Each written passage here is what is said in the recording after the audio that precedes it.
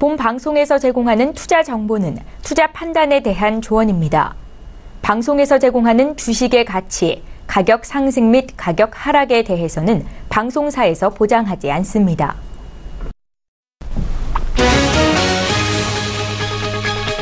헤드라인 뉴스입니다.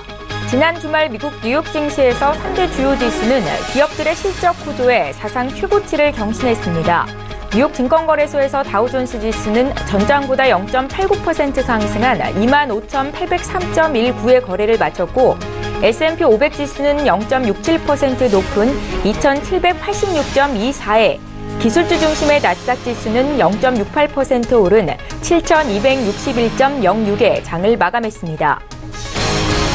지난해 12월 미국의 근원 소비자 물가가 2017년 1월 이후 최고치를 기록하며 한 해를 마감했습니다. 미 노동부는 12월 소비자 물가지수 CPI가 전월 대비 0.1% 상승했다고 발표했습니다.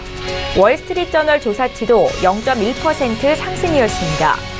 12월 소비자 물가는 전년 대비로는 2.1% 올랐습니다. 11월에는 2.2% 오른 바 있습니다. 지난해 12월 미국 소매 판매가 4개월 연속 증가세를 기록했습니다. 미 상무부는 12월 소매 판매가 전월 대비 0.4% 증가했다고 발표했습니다. 월스트리트저널 조사치도 0.4% 증가였습니다. 2017년 전체로는 4.2% 증가해 2016년에 3.2%, 2015년에 2.6% 증가를 넘어섰습니다. 국제유가는 닷새 연속 올랐습니다. 뉴욕 상업거래소에서 2월 인도분 서부 텍사스산 원유 WTI는 전날보다 배럴당 0.8% 오른 64달러 30센트를 기록했습니다. 64달러 77센트를 기록했던 지난 2014년 12월 이후 최고치이며 지난 한 주에만 4.7% 올랐습니다.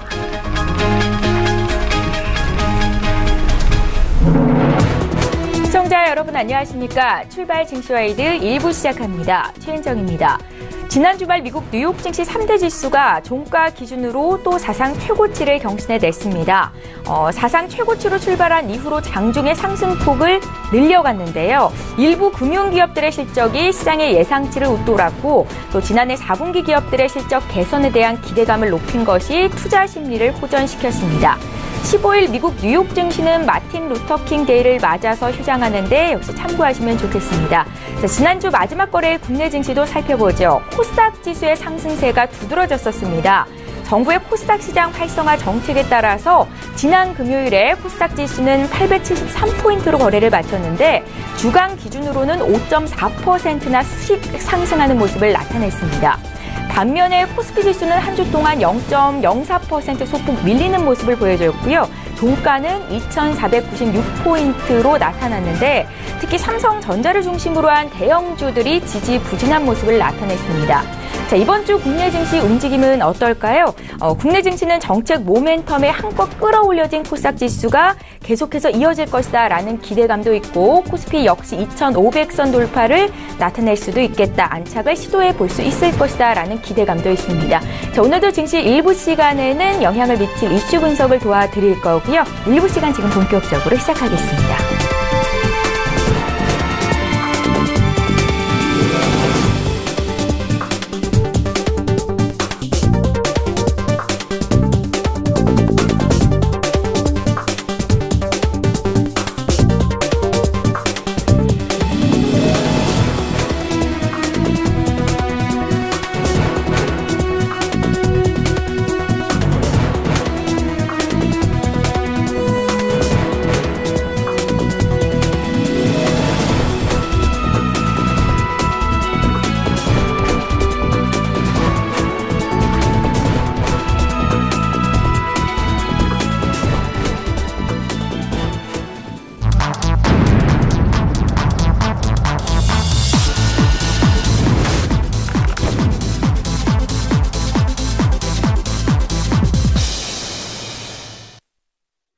예, 시장의 중심이 되는 이슈 분석 도와드리는 시간입니다. 신승용의 시그널 나우 시간이고요. 오늘 이 자리에 브레인코리아 인베스트의 신승용 대표 모시고 자세한 이야기 듣겠습니다. 대표님 안녕하세요. 네, 안녕하십니까. 예, 반갑습니다. 자, 이번 주 증시를 움직일 시장의 신호는 어떤 것들이 있을지 먼저 화면으로 함께 만나보시죠.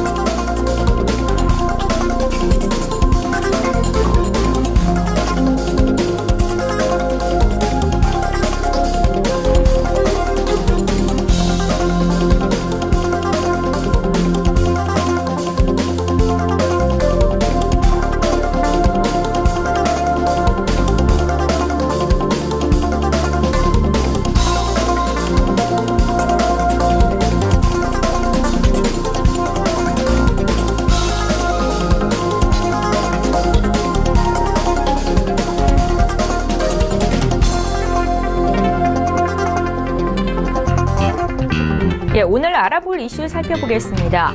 국내 증시 지난주 점검하고 이번 주 전망해봅니다. 네, 지난주 코스닥 지수가 16년 만에 870선을 돌파했지요. 900포인트 돌파에 대한 기대감이 확산되고 있는데 의견 듣겠습니다. 네, 지난주 정부의 코스닥 시장 활성화 방안이 발표됐습니다. KRX 300 지수를 출범시킬 예정인데 시장의 영향 살펴봅니다. 국제유가가 3년 내 최고치로 올라왔습니다. 업종별 영향까지 살펴보겠습니다. 예, 지난주 국내 증시는 1월 효과와 더불어서 정부 정책 수혜로 코스닥 지수 상승이 힘을 얻는 모습을 나타냈습니다. 자, 여기에 남북관계 개선 기대감으로 긍정적인 투자 심리가 지속될 것이라는 영향도 시장에 반영이 되고 있는데요. 먼저 자세한 오늘의 이슈를 살펴보기 이전에 지난주 국내 증시를 움직였던 이슈 간략하게 정리하고요. 이번 주 주요 이슈 짚어보겠습니다. 네, 선생님 이렇게 좀 생각을 하셔야 되겠죠. 지금 현재 지난주 일단 상당 부분 지난 12월부터 시장 내 관심을 계속해서 불러들여 왔었던 그런 이슈 내지는 이벤트들이 일단은 지난주를 기점으로 해서 다소한 조금씩 마무리되어가는 그런 국면이다라는 부분 분명히 좀 인지를 하고 계셔야 될 것 같습니다. 지난주에 있었던 세 가지 이슈 먼저 좀 말씀을 드려보면요. 첫 번째, 삼성전자 잠정 실적 발표가 있었습니다. 두 번째, 정부의 코스닥 활성화 정책이 있었습니다. 세 번째, CS2018 어제를 기점으로 이제 마무리가 됐죠. 시장 내 계속되는 4차 산업혁명과 관련해서 관심을 받아왔었던 CS2018 결국은 시장 내 예상했었던 대로 그리고 CS2018이 목표했었던 바와 같은 소위 말하는 미래의 스마트 시티에 대한 청사진을 그대로 보여주었던 그런 전시회가 아니었나 말씀을 좀 드릴 수 있을 것 같습니다. 간단하게 좀 정리를 해보면요. CS2018을 통해서 5G 통신에 대한 실질적인 어떤 그 중요성 다시 한번 시장이 인식하고 있다라고 보셔야 될 것 같고, 두 번째 자율주행과 관련된 부분, 그리고 세 번째 스마트 홈과 관련된 부분, 이 세 가지가 전반적으로 아우러져서 스마트 시티를 구현하게 되는 그런 청사진, 그런 그림, 밑그림을 볼 수 있었던 그런 CS2018이 아니었나라는 생각이 좀 많이 들고요. 예. 이제 시장의 관심은 MWC2018로 서서히 옮겨가게 될 것이다 라는 부분. 이미 시장에서 결국 MWC2018 모바일 월드 콩그레스입니다. 그 모바일 소위 말하는 우리 핸드폰과 관련된 그런 전시회임에도 불구하고 시장의 관심은 여전히 어떤 그 자동차와 관련된, 자율주행과 관련된, 그리고 스마트 홈과 관련된 각종 기기들의 연합으로 구성이 되어질 가능성이 높다라는 그런 기대감, 그런 전망, 시장 내에 잔존하고 있다라는 부분 분명히 좀 인식을 하고 계셔야 되지 않을까 말씀을 좀 드려봅니다. 예상했었던 바와 같이 코스피 시장은 말 그대로 조금은 좀 지지부진한, 어찌 보면 다소간의 좀 조정 양상의 어떤 그 시장 분위기였다라고 평가할 수 있는 반면에, 예. 코스닥 시장은 지난 한 주 그리고 지지난 주까지 새해 들어서 계속되는, 앞서 최 원장님 말씀하셨다시피 1월 효과의 어떤 그 덕을 톡톡히 누리고 있는 그런 시장이 아닐까라는 부분, 어느덧 870포인트 선도 넘어서 있다라는 부분. 2012년이었죠? 그 이후 거의 뭐 15년, 16년 만에 870포인트의 숫자를 보게 되는 그런 모습. 이미 시장 내에서는 900포인트 돌파에 대한 기대감이 계속해서 확산되고 있다라는 부분 분명히 인지를 하고 계셔야 될 것 같고요. 870포인트를 돌파하는 주역은 어떤 업종일까라는 부분. 이 부분에 시장의 관심이 한껏 쏠려가고 있다라는 부분.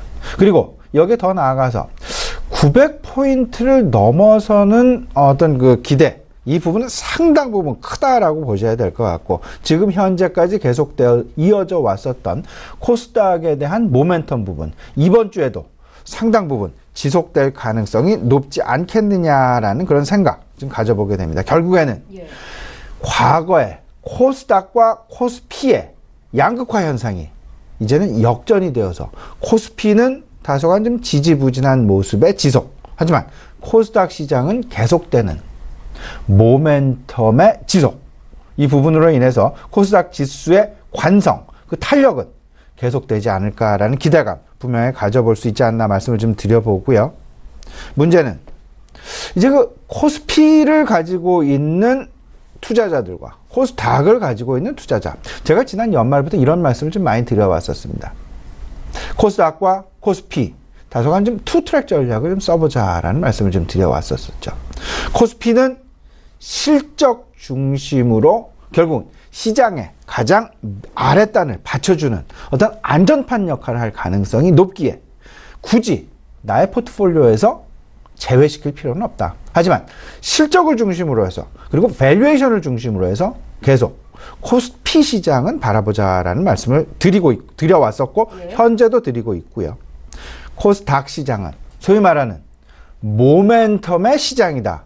모멘텀이 과연 언제까지 지속, 실적 중심의 시장이 아닌 모멘텀 중심의 시장일 가능성이 상당 부분 클 수밖에 없다. 왜냐하면 각종 1월부터 시작되는, 그리고 지난주에도 나타났었던 각종 정부의 정책이랄지 그리고 글로벌 이벤트랄지 이런 부분들이 전체적으로 코스닥 시장 내에서의 모멘텀, 소위 말하는 실적 앞에서 실적보다 조금 전 단계에서 모멘텀을, 소위 말하는 시장 내 기대감을 계속해서 불러들이고 있다라는 부분으로 이해를 하시면 좋을 것 같고요. 이런 부분들이 이번 주부터 시작되는 정부 부처의 대통령 업무 보고, 이 부분과 관련해서 소위 말하는 스마트 팩토리 그리고 4차 산업혁명 맞물리게 되면서 바이오 헬스케어 쪽으로 한껏 집중이 되어 있었던 그런 코스닥 시장의 분위기가 이제 점차 완화되어 가면서 다른 업종군으로 확산되어 가면서 시장의 전반적인 고른 상승 분위기가 업종별, 종목별, 테마별 순환매가 나타나면서 시장 지수는 지속적인 상승 양상을 보일 가능성이 상당 부분 높지 않겠느냐는 부분. 지금 현재 내가 바이오를 가지고 있지 않다고 해서 내가 가진 업종, 내가 가진 테마군, 내가 가진 종목군이 계속해서 소외가 될 것이냐라는 부분, 이 전망, 이런 어떤 생각보다는 오히려 내가 가지고 있는 종목, 내가 가지고 있는 테마, 내가 가지고 있는 업종으로 분명히 그 차례가, 순서가 돌아올 것이다라는 믿음으로 굳이 교체 매매를 하실 필요는 전혀 좀 없어 보이지 않나라는 말씀, 우리 시청자 여러분께 분명하게 좀 드려보고요. 앞서서 이제 우리 경기 민감 대형주, 특히나 코스피 종목들에 대한 투자 전략, 4분기 실적과 관련해서 말씀을 좀 드리고 있는데요. 1월 20일 이후로 이제 그 실적 발표가 집중이 되어 있는 것이 사실입니다.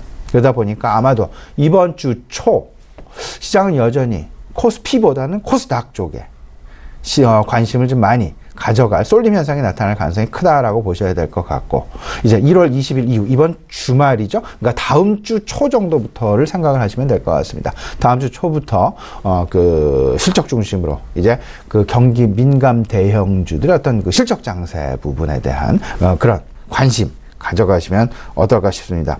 한번 이번 주에 있을 주요 경제지표 발표 일정 한번 정리를 해보면요. 세 가지가 가장 중요한 부분이 있습니다. 17일, 18일, 19일인데요. 17일 이제 미국의 베이지북 발표가 예정이 되어 있죠. 이제 그 3일 후가 되겠습니다. 그리고 18일이 가장 중요한 날이 아닐까 생각이 되는데요. 한은의 금통위, 그리고 더 나아가서는 중국의 4분기 GDP 발표가 예정이 되어 있습니다. 현재 시장 전망치 지난 6.8에서 6.7 정도로 지난 3분기 6.8% 성장이었으니까 이번 한 0.1%포인트 정도 하향이 된 한 6.7%의 성장을 보이지 않을까라는 전망이 우세하다라는 부분 마음속에 넣어두시고 6.7을 넘어설 것이냐 아니면 6.7 이하로 발표가 될 것이냐, 이 부분 어찌 보면 상당히 시장 내에 중요한 어떤 시사점을 제공할 수 있겠다라는 부분. 중국이 계속되는 전인대를 비롯해서 전반적인 각종 전당대회를 통해서 경제 성장률에 대한 관심 계속해서 가지고 있지만 시진핑 집권 2기에서 나타나는 그들이 목표하는 경제 성장률 목표치와 실질적인 발표치와의 차이, 과연 얼마만큼 나타날 수 있을지, 이 부분도 시장의 주요 관심사일 수 있다라는 부분. 다들 알고 계시겠습니다만 지금 현재 미국은 세제 개편안을 통과시킨 이후 실질적으로 우리가 좀 오해하고 있는 부분이 분명히 있습니다. 미국의 증시가 상승을 하면 우리 증시도, 외국인들이 긍정적인 투자 심리를 가지게 되면서 우리 증시도 상승할 수 있을 것이다 라는 그런 기대감을 상당 부분 가져왔지 않았었습니까? 예. 네, 이제 세제 개편안의 발표, 그리고 세제 개편안이 실시되는 그 직후 올해부터는 조금은 좀 다른 모습들이 시장 내에서 나타날 수 있다라는 부분을 좀 분명하게, 수급이 잦아질 수 있다는 말씀이신가요? 그러니까 좀 줄어들 가능성을 우리가 분명히 염두해야겠다라고 좀 생각이 드는데요. 그 이유는 이렇습니다. 지금 미국의 세제 개편안은 미국 기업들만을 위한 세제 개편안입니다. 우리나라 기업들 위한 세제 개편안은 절대 아닙니다. 미국의 세제 개편안, 기업들의 법인세 인하가 상당 주축을 이루고 있는데요. 그 법인세 인하 다들 이미 알고 계시겠습니다만은 기존 35%의 법인세에서 이제 21%로 14%포인트 하향 조정했다라는 부분. 그만큼 기업을 영위하기에 좋은 환경을 만들어줬다. 정부가 만들어줬다라고 보셔야 될 것 같고, 그로 인해서 기업의 이익이 긍정적으로 변하게 되면 기업의 투자가 활성화가 되고, 그리고 투자가 활성화가 되면 고용이 늘어나게 되고, 또 한편 해외 각지로 세금이 낮은 나라로 찾아 들어갔었던 그 나라의 기업들이 다시금 미국으로 유턴을 해가면서 본사의 이전, 그리고 외국으로 흩어져 있었던 자금의 본국 송환이 상당 부분 빠르게 이어지게 되면서 미국으로의 자금 집중 가능성이 앞으로 시장 내에 벌어질 가장 중요한 이슈가 될 수 있다라는 부분. 근데 반면에 우리나라 같은 경우 법인세율이 평균적으로 지금 현재 인상이 되어 가고 있다라는 부분. 어찌 보면 법인세의 다른 모습들이 지금 나타나고 있다. 미국은 법인세를 낮추는 반면에 우리나라는 법인세를 높여가고 있다. 그러면 법인세 납부 이후 소위 말하는 기업 입장에서는 순이익이 되겠습니다. 순이익을 가지고 EPS라는 주당 순이익을 만들어내는데요. 주당 순이익을 근거로 주가와 주당 순이익의 관계가 PER로 이야기가 되죠. 근데 미국 기업들의 PER은 법인세 인하로 인해서 순이익이 증가를 해서 지금 주가 대비 PER이 낮아지는 그런 모습들이 보여지게 될 것입니다. 하지만 우리나라 법인세율이 올라갔습니다. 그러면 기업들의 순이익이 내려가겠죠.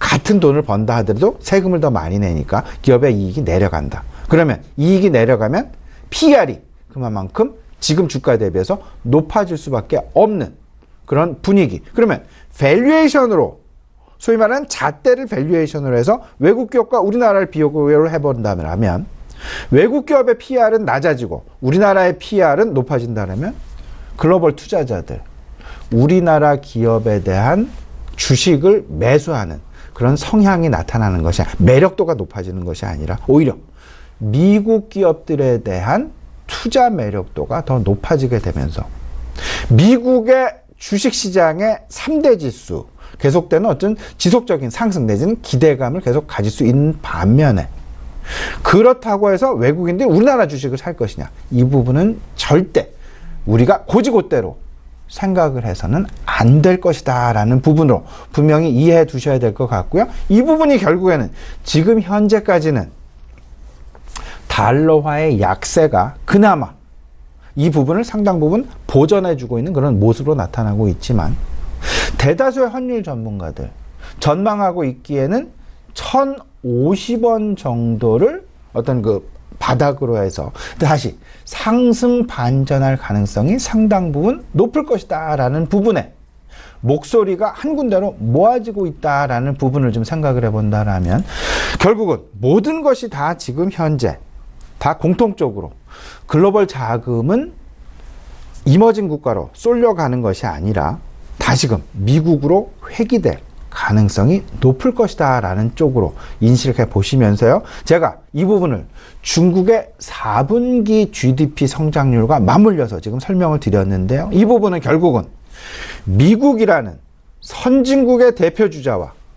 중국이라는 신흥국의 대표주자 간에 서로 간의 경제 성장률에 대한 앞으로 상당 부분 다툼 내지는 경쟁 나타날 수 있다라는 부분. 미국의 경제 성장률 전망치가 3.4%까지 어느덧 올라왔습니다. 중국의 경제 성장률 전망치 6.7%에서 6.8% 내외가 되겠습니다. 불과 2.5%도 채 안 되는 그런 성장률의 차이. 과거를 좀 돌아보게 되면요, 중국 10% 내외의 경제 성장률, 하지만 미국은 3%도 채 안 되는 경제 성장률을 보여주었다라는 부분을 좀 돌이켜 본다라면 지금의 상황은 그때와 사뭇 다르다.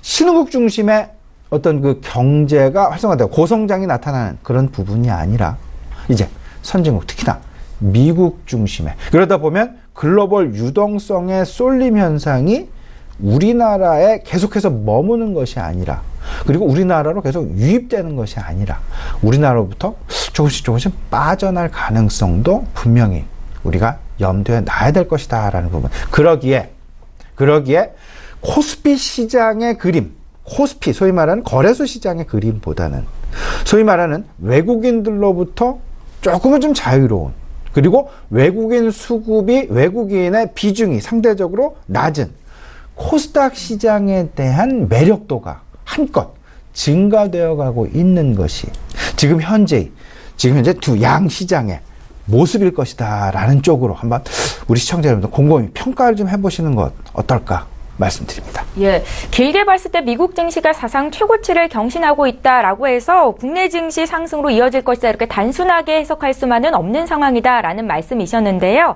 단기적으로 봤을 때 말씀하신 것처럼 코스닥 시장에 대한 기대감은 좀 이어질 것 같다 생각이 듭니다.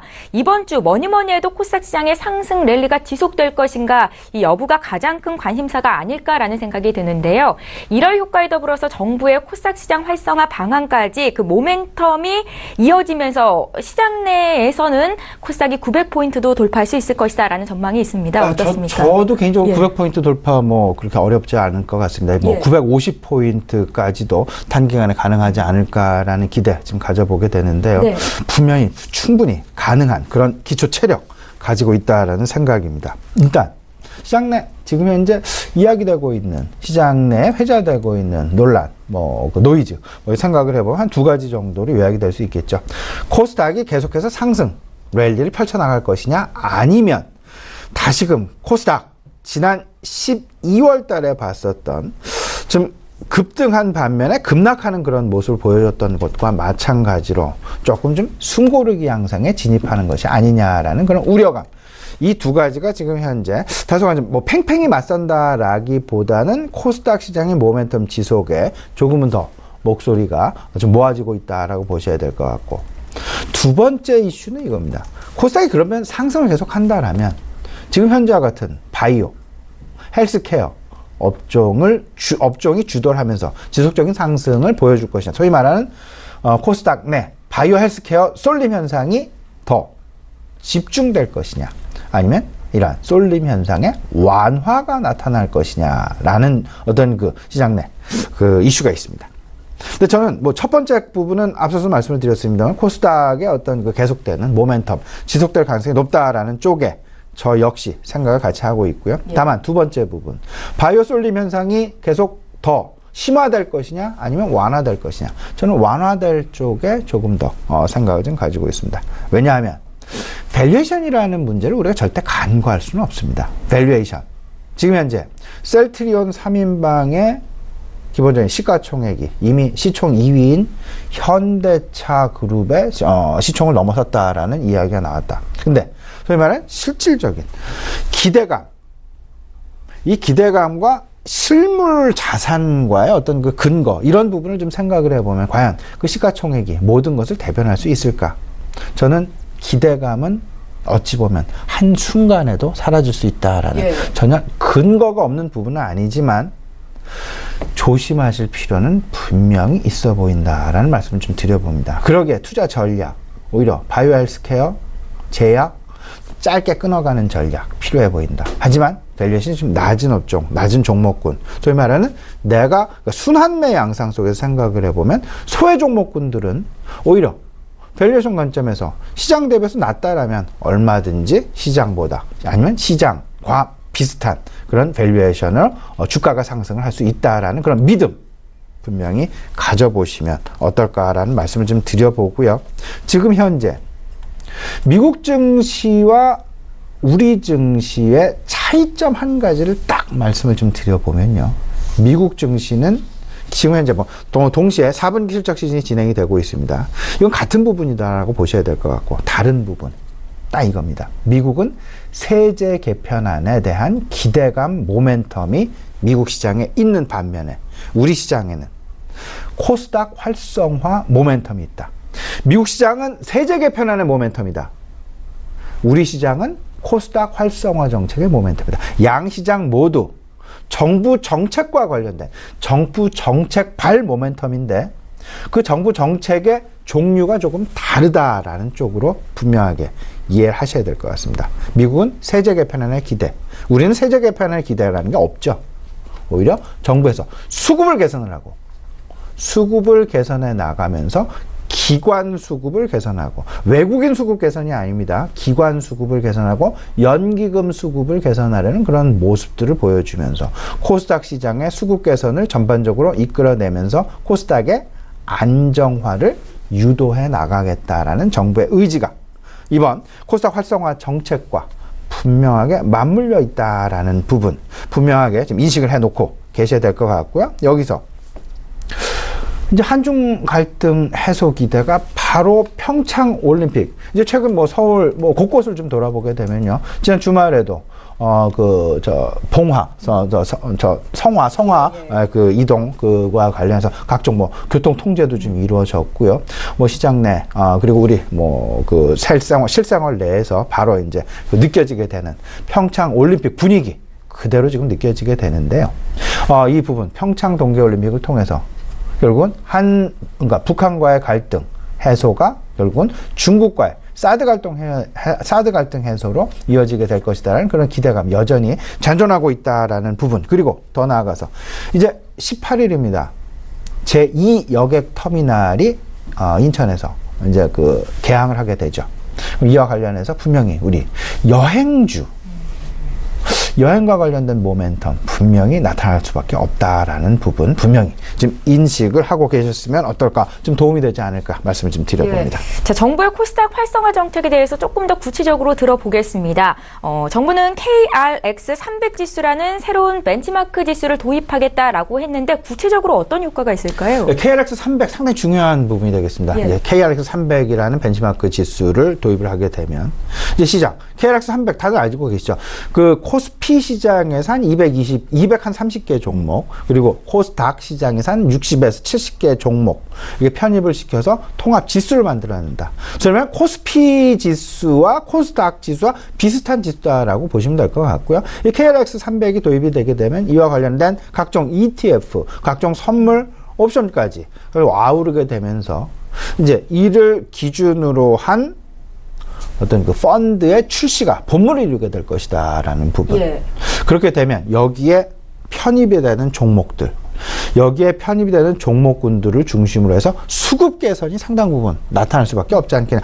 펀드가 조성이 돼서 이 펀드가 KRX 300을 벤치마크한다라면, 따라간다라면, 그렇다라면 거기에 편입이 된 종목들은 이 펀드에서 당연히 사게 될 것이고, 산다라는 이야기는 수급 개선이 일어난다라는 부분으로 이해를 하셔야 될 것 같고, KRX 300에 포함된 코스닥 종목들은요, 오히려 개인 중심의 수급이 아닌 기관 중심의 수급으로 변해갈 수 있다라는 부분. 결국은 정부의 코스닥 정책, 코스닥 활성화 정책의 주요 이제 내용을 좀 살펴보게 되면 연기금을 좀 활용하겠다라는 그런 얘기를 했었죠. 그리고 두 번째, 투자자에 대한 세제 혜택을 분명하게 하겠다라는 이야기 있었고요. 세 번째, 신규 지수 개발에 대한 목소리를 분명하게 했습니다. 이 신규 지수가 결국은 수급 개선이다라는 부분, 그리고 세제에 대한 세제 혜택도 주겠다는 것도 수급 관점에서 수급 개선하겠다라는 의지, 그리고 연기금을 적극적으로 활용하겠다라는 이야기도 수급 안정화를 하겠다라는 의지로 우리가 분명히 해석을 해놔야 될 것입니다. 결국은 이번 코스닥 활성화 정책의 가장 중요한 핵심은 수급 개선이다라는 부분으로 이해를 하셔야 될 것 같고, 그러면 수급 개선의 중심을 차지하고 있는 그런 종목군들은 KRX 300에 편입이 되는 그런 종목으로 이해를 하셔야 될 것이다 라는 부분. 그러다 보면 코스닥 시장 내 헬스바이오 편중보다는 조금 더 넓게 확산될 가능성이 높다라고 보셔야 되고, 왜냐하면 시가총액 비중으로만 KRX 300을 편성하지는 않습니다. 성장성이랄지 유동성이랄지 이런 전반적인 상황을 근거로 해서 KRX 300을 구성하겠다. 다음 달 2월 초에 지금 이 부분을 발표 예정에 있다라는 부분 분명하게 확인을 해 두시고요. 그러다 보면 코스닥 시장 내 수급 개선이 나타나는 그런 종목군들, KRX 300에 포함되는 종목군들을 중심으로 해서 다시금 시장 내 옥석 가리기가 조금 더 진행이 될 그럴 가능성이 높을 것이다 라는 부분 분명하게 좀 이해를 해 두시고요. 더 나아가서 코스닥 시장에 대한 수급 개선이다라는 이야기는 결국은 증권회사 차원에서 생각을 해보면 증권회사별로 코스닥 시장에 좀 특화된 그런 증권회사들이 있습니다. 대표적으로 키움증권이 아닐까라는 그런 생각이 좀 많이 드는데, 예. 키움증권, 특히나 코스닥 시장의 활성화와 맞물리게 되어서 코스닥 수급이 개선되면 그만큼 코스닥과 관련된 거래가 많아지게 될 것이고, 거래가 많아지게 되면 코스닥에 특화된 증권회사 입장에서는 증권 거래 수수료 수입이 상당 부분 증가될 수밖에 없지 않겠느냐라는 그런 증권 거래 수수료 모멘텀이 증권 업종 내에서도 이렇게 좀 어떤 희비교차가 분명히 나타날 가능성, 나타날 여지가 분명히 있을 수 있다라는 부분까지 같이 생각해 두셔야 될 것 같습니다. 그 코스닥 거래에 특화되어 있는 증권사가 키움증권이라고 하셨잖아요. 네. 개인 투자자들이 많이 거래하기 때문일까요? 네, 그렇다라고 좀 봐야 되겠죠. 예. 네네. 그리고 예. 수수료가 다른 회사들보다는 상당 부분 좀 차이가 많이 좀 낮게 형성이 되어 있게 개인 투자자분들이 일단 키움증권을 많이 사용하고 있는 것으로 저는 그렇게 알고 있습니다. 예. 자, 지금 장에서 유가 얘기를 빼놓을 수 없을 것 같습니다. 국제 유가가 최근 거침없는 상승세를 나타내고 있지요. 2014년 12월 이후로 브렌트유와 WTI 모두 최고치를 기록하고 있습니다. 자, 올해 들어서만 유가가 약 6% 가량 올라서 앞으로도 상승 랠리가 지속될까에도 의문점이 생기는데 업종별 영향까지 좀 봐주십시오. 네, 올 들어서 6% 상승을 했습니다. 이게 예. 절대 작은 상승이 아닙니다. 왜냐하면 그 퍼센트라는 부분은요, 그 25달러 있을 때, 그러니까 30달러 전후에 있었을 때 6%는 1.8달러밖에 안 됩니다. 근데 지금 현재 60달러에 있는 상황에서의 6%는 무려 4달러에 근접하는 그런 국제유가의 변동성을 보여주고 있다라는 부분. 지난 11월 오펙에서 감산 합의를 이번 올해 12월까지 연장을 한 바 있었죠.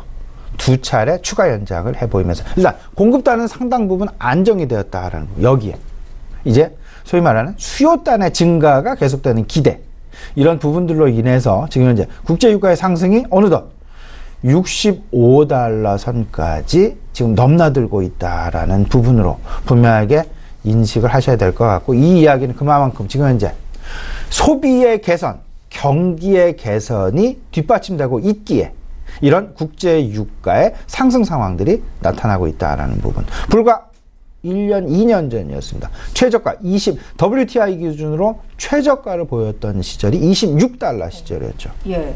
이게 불과 3년도 채 되지 않았습니다. 불과 2년 정도밖에 되지 않은 그런 상황. 26달러 선에서 지금 현재 64달러까지 올라와 있다라는 부분 생각하면 상당 부분 경기의 긍정적인 상황, 개선 상황이 계속해서 유지가 되고 있다라고 보셔야 될 것 같은데, 당장 뭐 결론부터 말씀을 드려보면, 그러면 도대체 국제유가가 올라가서 어떻다라는 것이냐, 두 가지 관점을 생각을 해 두셔야 돼요.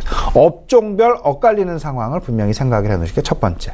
두 번째, 과연 우리 전반적인 경제에 어떻게 영향을 미칠 것이냐라는 부분. 우리 입장에서는 수입 물가가 상승을 할 그럴 가능성이 높다라는 부분으로 인식을 해 놓으시면서, 지금 현재 한국은행 이번 주 18일 날 이제 그 금통위가 개최가 되죠.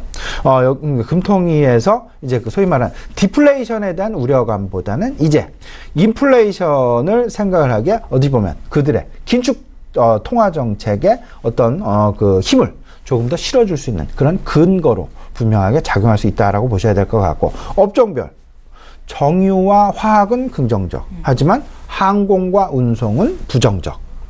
분명하게 인식을 해 두셔야 됩니다. 근데 특히나 정유업종을 우리가 좀 잘 봐야 될 것 같은데, 정유업종. 그들이 가지고 있는 재고 자산이 있습니다. 소위 말하는 원유죠. 국제유가가 올라가면요, 올라가는 상향 추세만 보여준다 하더라도 재고 자산 평가 이익이라는 것이 있습니다. 재고 자산 평가 이익이 정제 마진보다 더 높아질 수 있다라는 부분. 상당히 긍정적인 관점에서 정유업종 생각을 좀 하셔야 될 것 같습니다. 예. 자, 지금까지 브레인코리아 인베스트 신승용 대표와 함께 국내 이슈 분석하고 투자 전략까지 들어봤습니다. 말씀 잘 들었습니다.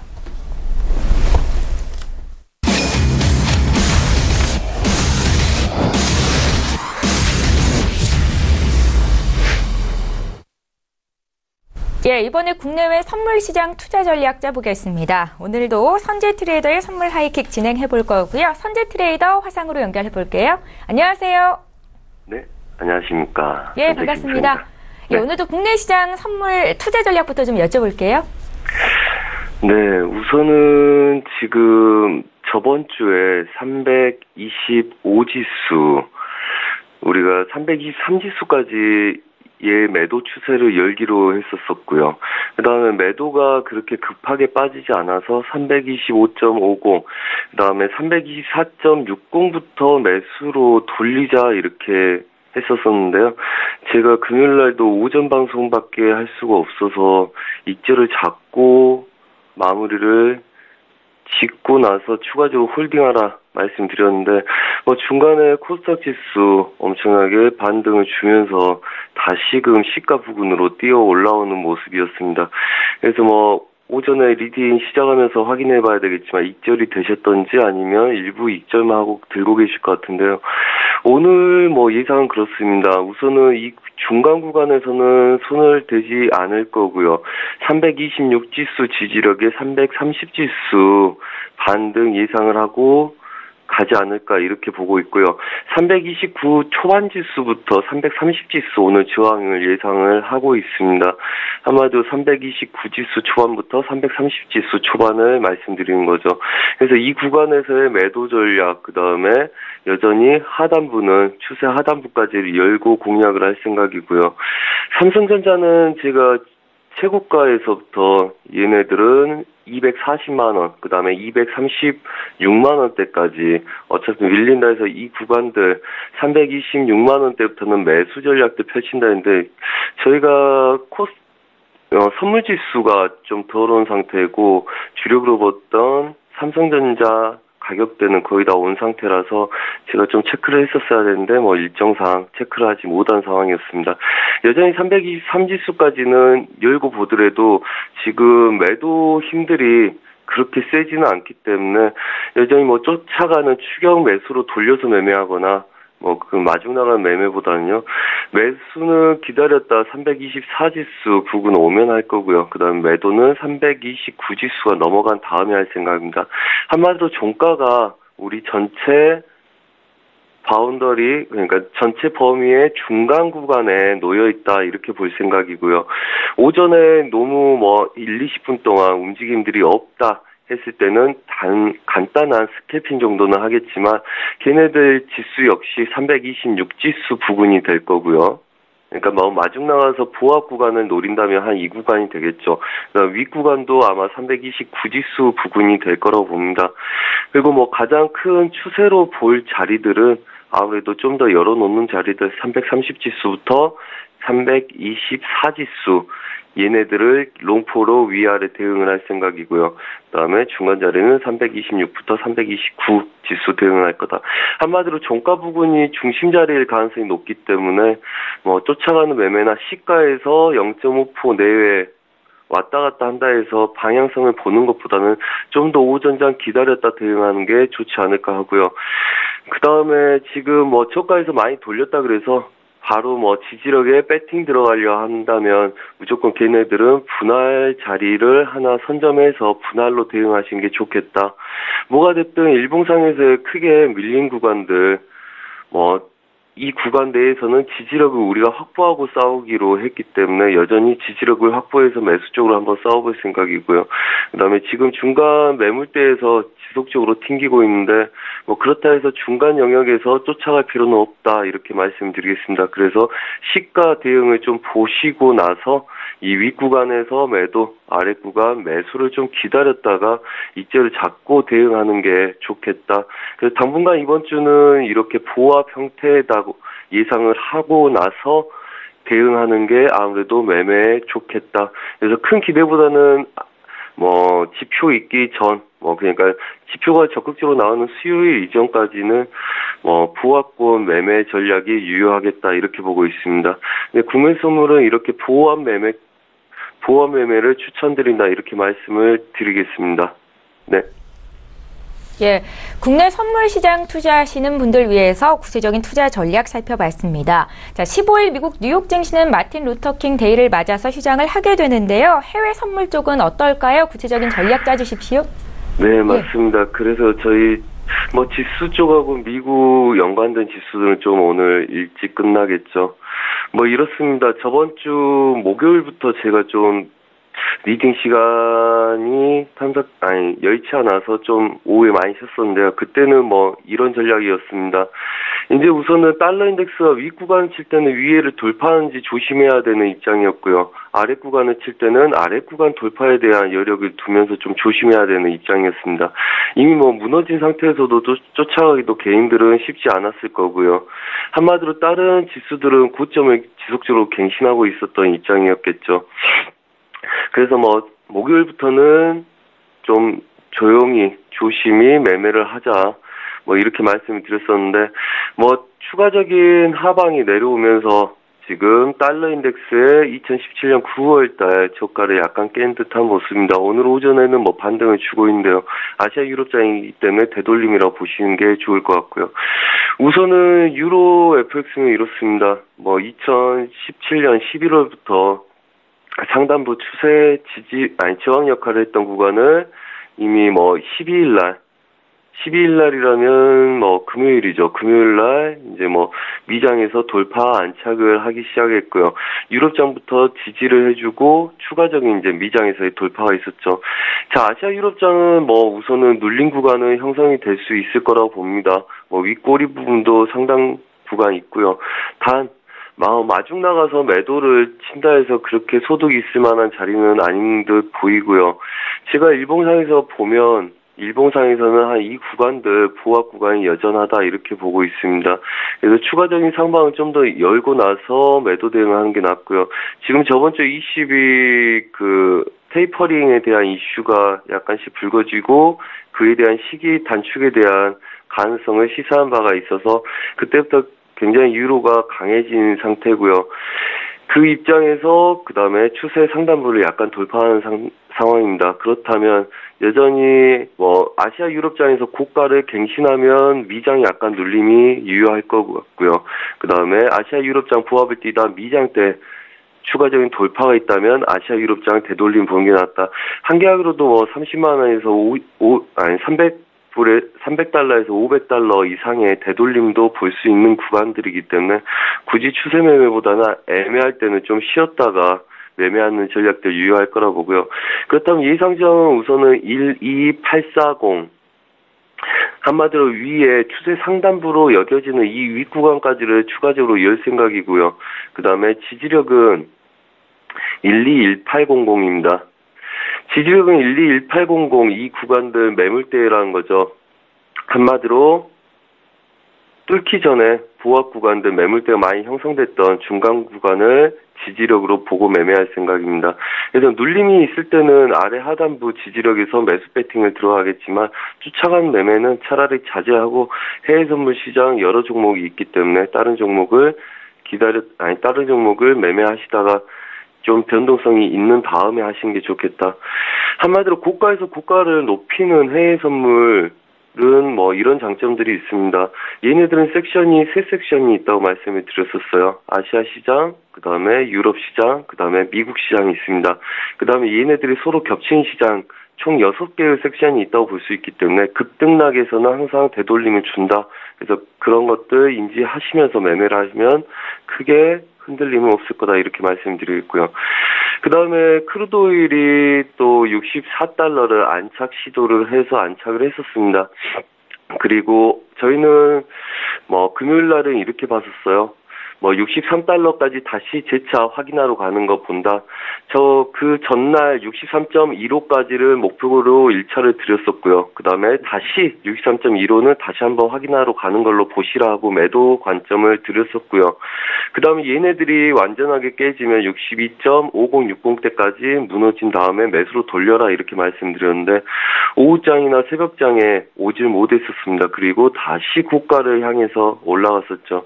자, 오전 중에는 눌림이 약간 있는 상태지만 64.7080을 상단부 제약으로 열어놓은 상태에서 보합 대응을 할 생각이고요.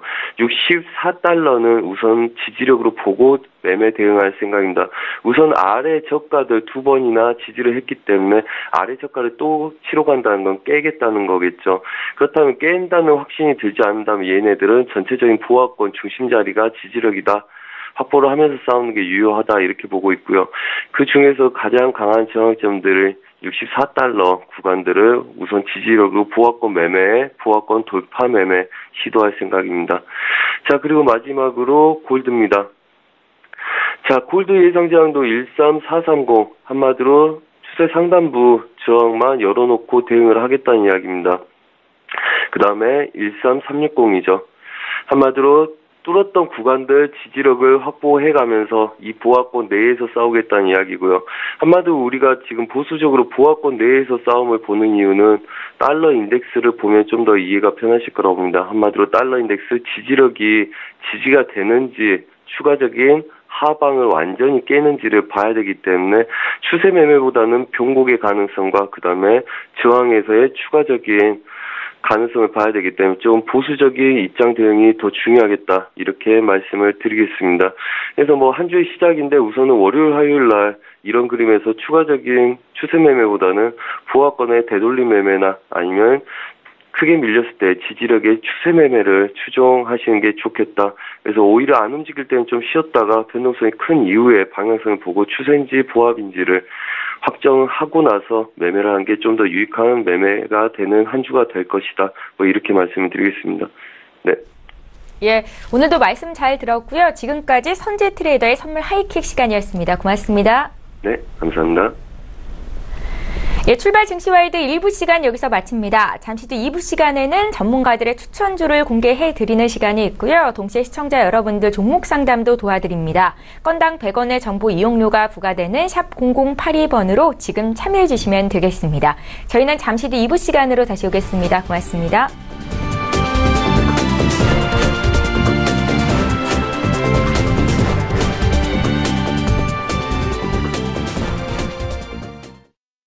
본 방송에서 제공하는 투자 정보는 투자 판단에 대한 조언입니다.